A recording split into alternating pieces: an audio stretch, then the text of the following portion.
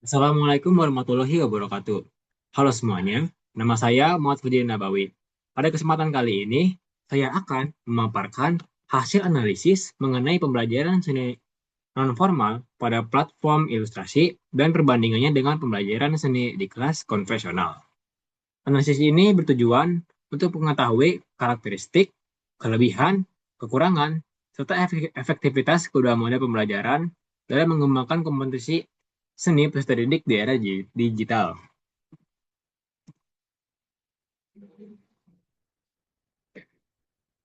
Perkembangan teknologi digital telah membawa perubahan besar dalam dunia pendidikan. Saat ini, proses belajar tidak hanya dapat dilakukan melalui sekolah ataupun perguruan tinggi, tetapi juga dapat dilakukan melalui platform pembelajaran secara daring. Salah satu platform yang menyediakan pembelajaran seni secara online adalah Ilustrasi.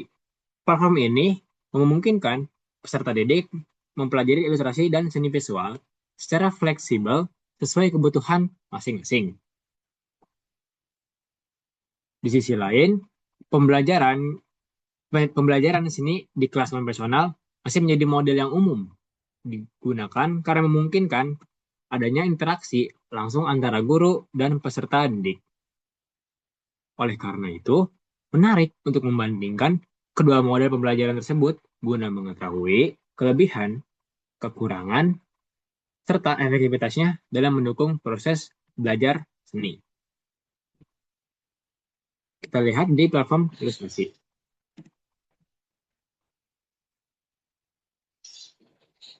Ilustrasi merupakan platform pembelajaran online yang berfokus pada bidang ilustrasi dan seni visual.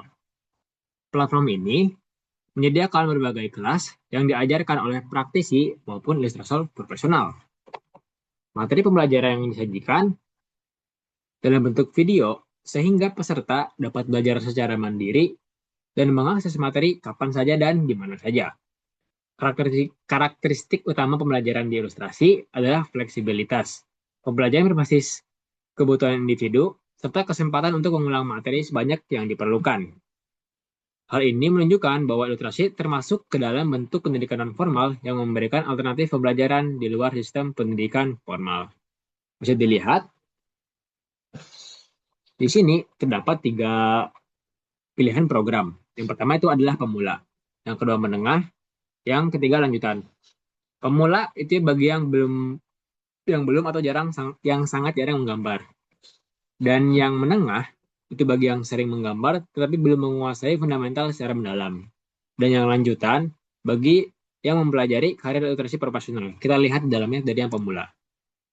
Yang pemula itu terdapat di sketsa figur manusia 1 sampai 3, warna dan cahaya 1 sampai 2, dan komposisi ilustrasi. Yang kedua di bagian menengah terdapat 3 kelas, yaitu figur drawing master, color dan light mastery, komposisi, dan storytelling mastery. Dan yang lanjutannya terdapat beberapa kelas yaitu game dan cover ilustrasi, visual development dan concept art, dan yang terakhir children book. Dari ketiga ini memiliki kesamaan yaitu semua pembelajaran yang ditampilkan adalah berbentuk video agar bisa dipelajari dan diakses di mana saja dan kapan saja.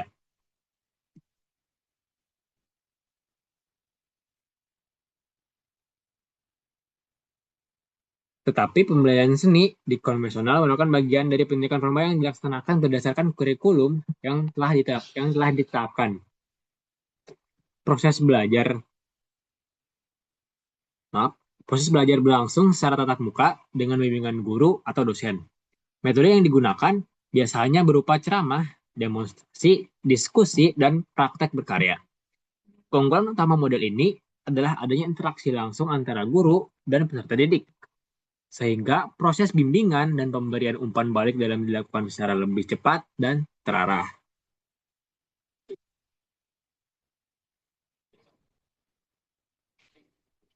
Jika dibandingkan, berdasarkan tujuannya, ilustrasi lebih fokus pada pengembangan keterampilan tertentu sesuai minat peserta didik. Sementara itu, Pembelajaran di kelas konvensional mengikuti tujuan yang telah ditetapkan dalam kurikulum. Dari segi metode pengajaran, ilustrasi menggunakan video tutorial dan pembelajaran mandiri. Sedangkan kelas konvensional menggunakan berbagai metode seperti ceramah, demonstrasi, dan praktik langsung. Pada aspek media pembelajaran, ilustrasi memanfaatkan media digital berupa video dan platform online. Sebaliknya, di kelas konvensional menggunakan kombinasi media digital dan media fisik seperti buku, alat gambar, dan juga, serta ruang publik. Kemudian dari segi interaksi, kelas konvensional memiliki tingkat interaksi yang lebih tinggi karena terjadi secara langsung dan apabila pada ilustrasi, interaksi biasanya dilakukan melalui forum diskusi atau kolom komentar sehingga lebih terbatas. Pembelajaran melalui ilustrasi memiliki beberapa kelebihan. Yang pertama, peserta didik dapat belajar kapan saja dan di mana saja.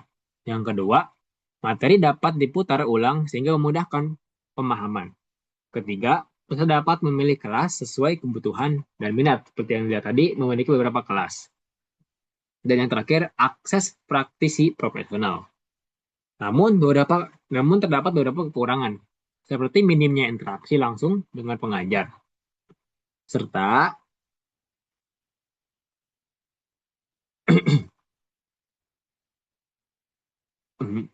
maaf, dengan pengajar, serta kebutuhan. Namun terdapat beberapa kekurangan, seperti minimnya interaksi langsung dengan pengajar, serta kebutuhan akan perangkat dan koneksi internet yang memadai. Sementara itu, pembelajaran di kelas konvensional memiliki kelebihan berupa interaksi langsung, bimbingan yang lebih intensif, serta suasana belajar yang lebih struktur, dan mendukung kerja kelompok dan diskusi.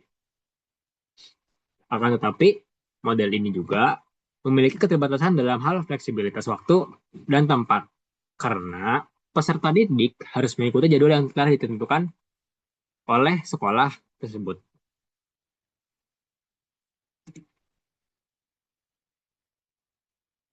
Menurut saya, kedua model pembelajaran memiliki efektivitas yang berbeda sesuai kebutuhan peserta didik. Ilustrasi sangat efektif bagi individu yang ingin mengembangkan keterampilan tertentu secara mandiri dan fleksibel. Sedangkan pembelajaran konvensional lebih efektif dalam membangun pemahaman yang terarah melalui pendampingan langsung dari guru. Oleh karena itu, kedua model pembelajaran tidak perlu dipertentangkan, melainkan dapat saling melengkapi satu sama lain.